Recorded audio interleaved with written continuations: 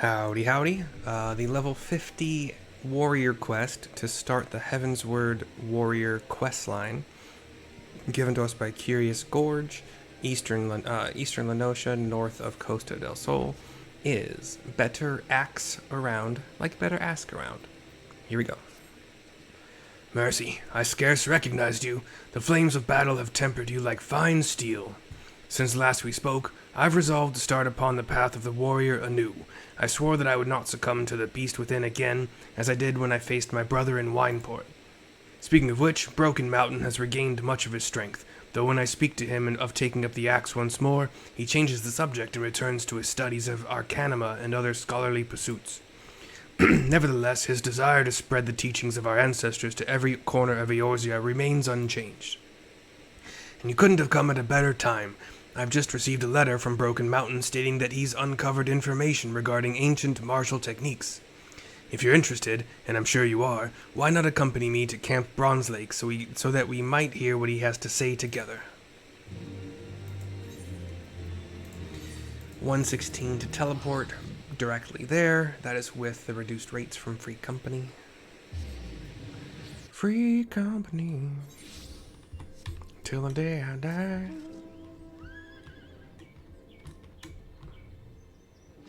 You're flying north, but still within the Camp Bronze Lake.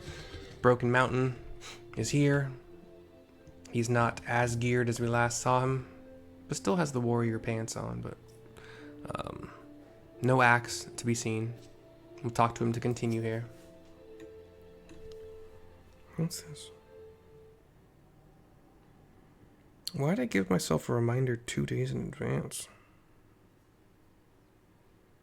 That's weird. Interesting. Well do I remember you, Mercy, the sole warrior to tame her inner beast. I shudder to think what might have happened had you not been there to save us from ourselves. You know the precipitous nature of the forces we wield, as well as the consequences of losing control for even a moment. The beast does not scruple to discriminate between friend or foe, and if given free rein, will lash out at both. I have pored over countless tomes in search of knowledge of how to tame the beast within, as you did, but my efforts have thus far proven fruitless. All I have found are ridiculous tales of techniques that, if the author could be believed, would make Rhalgr himself cower in fear. The elders often tell tales of legendary warriors to inspire the youths. Are you sure there's no truth in yours? Says Curious. Quite. There are descriptions of the techniques used by the hero Mithril, but the details are difficult to swallow. No warrior, alive or dead, can rip off a behemoth's arm with his bare hands. The tales are filled with similar outrageous accounts, brother. It would be a waste of time to investigate their veracity when we know so little of how to tame the inner beast. Besides, you know as well as I that Mithril is not more than a fairy tale hero. What if I could prove that Mithril was flesh and blood? Would you be willing to continue your studies then? Never did he stray from the path of the warrior, even as the years took their toll. Axe in hand, to Silvertear Falls he would go, never to return, which means that if he truly lived, then there may be something there which proves it. Whiskey Cat, as I like to call him, but it's a W-H-E-I Sam K-A-E Tom. Wisecate? Waistcoat? Waistcoat? I'm going to say Wisecate because it's just easier. Keep your axe sheathed, Gorge. You'd be better served by time spent swinging your axe at a practice dummy than searching for ghosts. Another Rogadin, so I'll have to change his voice because I didn't know. We've encountered him in the storyline, or maybe... what did he play a role in? Well met, Mercy. My thanks for ensuring that my old friend here lived to learn from his mistakes, although it seems the lesson didn't stick for long. He's kind of piratey, so I'm going to go with the pirate accent for him. Wisecate here has been kind enough to keep my brother busy with work and assist me during my recovery. He nods. He looks over the mountain. Anything to keep a former comrade out of trouble. As for these stories, far-fetched as they may seem, I wouldn't be so quick to dismiss them, lest we forget Mercy has more than a few legendary accomplishments to her name. Mountain kind of puts a hand on his head, a little bit abashed. Well, if by chance she found proof of Mithril existence, I would reconsider, but leave my brother out of it. I may not be ready to accompany you, but I can give you advice on where to start. Seek out the Sons of Saint Koinok. I'm certain they know something of Mithril Heart's final journey. I give a nod, and Wise Cat gives me a wave. He and Furious Gorge leave the cutscene as it goes black. And, sorry, as the cutscene ends. And we want to go... Well, Revenant's Toll costs $240 right now with the reduced rates. It's nice.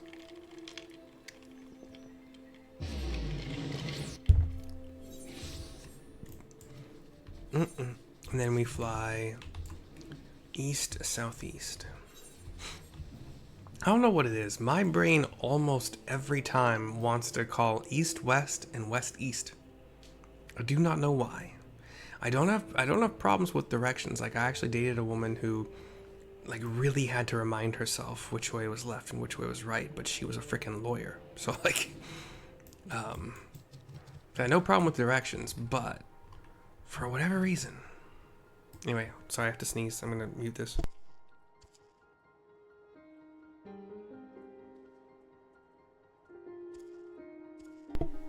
Alright, the sneeze never came. We'll see what happens here. But here is a human named Sael. It feels like I have to sneeze still. Gosh dang it. Well, when the waters of Silvertear Falls receded 15 years ago, they revealed a treasure trove of artifacts spanning eras, many of which have yet to be recovered. I do not know if any of those artifacts have any relation to this mithril heart, but it might serve you well to begin your search in those previously submerged areas. Freaking nose. Clifton, human, male. Relics belonging to an ancient Hellsguard warrior? While we are up to our necks in elegant artifacts, I cannot say that I have come across any that could be what you seek. And third, we have... Let me zoom out. Gosh dang it, nose. Just cooperate. Quit being a butt. Kind of circling around what looks like there might be a bit of a dig site. As always with this zone, massive blue crystals grow out of freaking everywhere. Otherwise, just kind of rocky terrain. Clinthota is a... I was going to say Rogadan female, and I'm correct. She's on the other side of this circular kind of area of... It's like a really big depression. Oh, there seems to be water down there. Like the water may have come in from the coast, but... We focus our research on artifacts from the Allegan Empire. As such, there may be more recent discoveries which were ignored by a single-minded researcher. And then I fly south, and we have some dig sites that we will inspect. After a cursory search, you can find nothing. Ooh, there's 3 more in this small area. We'll see what happens. Number 2, nothing of interest. I feel like I'm gathering right now. We found proof. Where do we go back? Oh, back to Lenosha. Yep, 240. I'll pay it again, that's fine.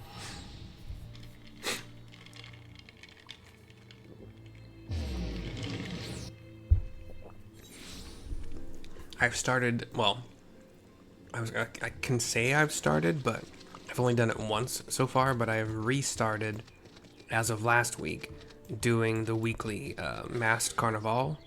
So I will once again, I mean, I still have a ton of these allied seals, so like I still have teleports for free for days and days and days, but I've been doing it because it also gives... it's like 50, 150, and 300 maybe, so roughly 450-ish? I don't know. I'll have to count, but like roughly 450 tomestones of poetics every week, which is, you know, helpful. It's almost 2 accessories. But here's Broken Mountain to continue. And I could be wrong on how many it gives. I think it's like 300 for the gold. I believe it is 150 for the silver, and then maybe 50 or 100 or 75. I don't know, whatever. So Broken Mountain to turn in the quest. Well, have you uncovered any proof of Mithril Heart's existence? I hand over a Mithril Heart's battle axe. Oh, that was easy. Cutscene. I thought it'd be something way less obvious. This axe, the engraving and the curvature of the blade are exactly as described. To think of the beasts who tasted this steel. Surely this proves that Mithril Heart is more than a mere campfire story. With a steel heart and his legendary techniques, we'll have the strength to slay even the strongest of beasts by the dozen. If Mithril Heart's feats are indeed possible, then the knowledge of how he performed them would prove invaluable in restoring the warrior's reputation. Wise Cat nods along with this. You could show the people of Eorzea the true potential of the warrior. Surely no small number of them would feel compelled to take up the axe. Indeed, it could prove a great boon for our cause. Very well, I will return to my tomes and scour them for any passages relating to Mithril Heart. Curious Gorge, for whatever reason, put a hand on the back of his head, kind of looking like shy or unsure, nervous, and it's because, mind you, ancient techniques may rouse the inner beast like none before. Of that I have no doubt, which is why you must not take your training lightly. When I uncover more information, you must needs be ready. Curious Gorge and I nod. 46,800 experience points, 1479 gil. Once again, everybody leaves the cutscene. And it goes bye-bye. No new moves gained, but when we hit 50 and did that ARR quest, we learned Infuriate, which is a 2 charges, 1 minute cooldown. And what this will do is, I think most warriors are like me on this, but I save Berserk for you for sure want to do a Storm's Path because it is your highest hitting ability until you get Steel Cyclone. Not Steel Cyclone. That's the AoE. Until you get Fell Cleave. So Storm's Path is 380 if you're doing it with your combo. Whereas Inner Beast is 330, which is why I say you want to get a Storm's Path in there. So you will have had to do Heavy Swing and Maim. You will probably have wanted to do Storm's Eye before that to get the damage buff, which also increases the beast gauge by 10. So, to start a battle, if you want to use Berserk as soon as possible, you can use Infuriate, and you actually probably should, to get the cooldown running. And then Heavy Swing,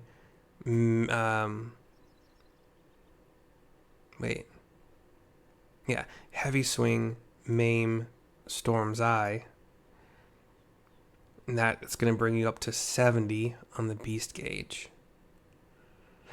And then Heavy Swing, Maim brings you up to 80. You can use your Inner Beast right there, bringing you down to 30.